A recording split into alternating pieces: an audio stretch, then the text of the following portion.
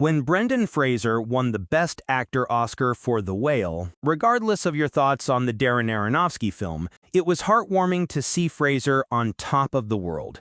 After years of not getting his due and being essentially exiled from the industry, we were all happy to see Fraser get a much-deserved win. But there was also the slight concern that maybe The Whale would be it. The Oscars moment to celebrate someone who deserved it, only for this to be the pinnacle of his comeback. But in the few years since, Fraser has thankfully proved The Whale wasn't just a one-off for his return. Since his win in 2023, Fraser was a standout in the comedy Brothers, as well as a scene stealer in Martin Scorsese's Killers of the Flower Moon. With Rental Family, from director Hirokazu Kore-eda, Fraser gets his first lead role since his Oscar win in a movie that leans right into his lovable nature and big-heartedness that made his win such a welcome surprise. What is Rental Family about? Fraser stars as Phillip Vandarploeug, an American actor who has been living in Japan for 7 years. He had success with a toothpaste commercial, but he's been mostly fighting for jobs as an American for a while now. Early on in Rental Family, we get an almost Rear Window-esque scene where he looks out of his crammed apartment into another apartment complex where, by himself, he greets the families and friends living their lives. He's trying to lead a meaningful life, but work has been a struggle, and there's definitely some loneliness in his life. One day, he's called in for a last-minute job to play a sad American, a fitting part from what we've seen. When he gets to the job, he discovers he's been hired as a mourner at a fake funeral, where the deceased wants to see what his funeral would be like. He discovers that he has been hired by a company called Rental Family, run by Shinji, who employ actors to replace members of people's families and friends.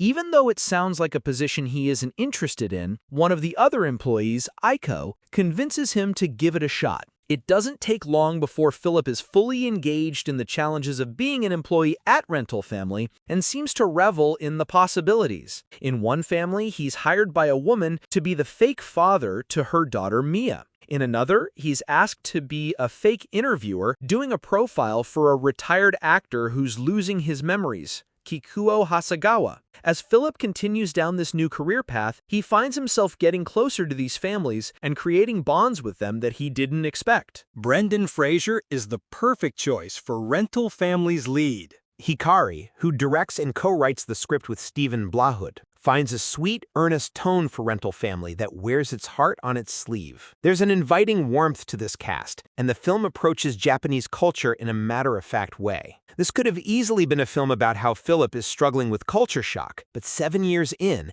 we find him adjusting and adoring this city in all its aspects, from the language to the traditions, and even the woman he pays for company every once in a while. In many ways, Rental Family almost feels like if Hirokazu Kore-eda made a more mainstream film looking at Japanese culture with an American lead, tonally reminding of films like Broker or Still Walking in its approach to this area. It's also hard not to love Fraser as Phillip, a kind-hearted man who is getting in over his head with the people he works with, yet with a good-natured appreciation for doing what's best for them as well. This is the kind of role that we haven't really seen from Fraser before, but it is a perfect fit for him. He can be silly, as we see in his toothpaste commercial, but he can also be an effective surrogate father or friend. Fraser is lovely here, playing the kind of character you just want to give a big hug to, and the role truly plays to his strengths as an actor in this next stage of his career.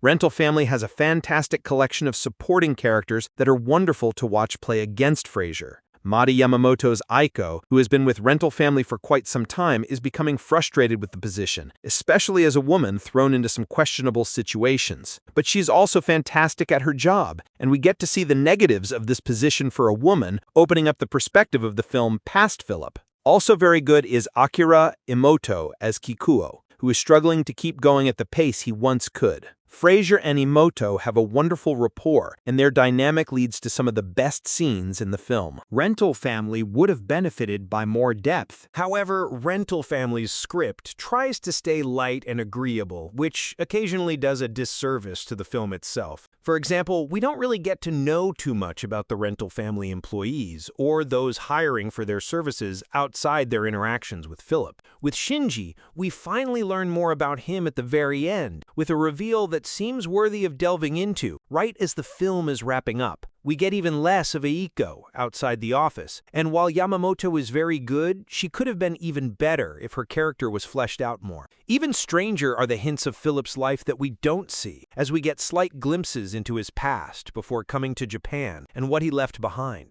This knowledge does enhance his time with Mia and her mother, but it also seems like something that should have been further explored to make him a more fully realized character. But Rental Family's intent is to create a satisfying, touching, and ultimately emotional film with sweet performances and quiet drama, and that's exactly what it delivers. This isn't diving too deep into the pain that both sides of this equation might have that needs to be healed, and it would certainly be a different film if it did. There's a beauty to what Hikari crafts in Rental Family, a gentle, pleasant story that will surprise you with its affecting narrative. Yet, maybe giving us more about these characters could have given it even more emotional heft. Rental Family comes to theaters on November 21.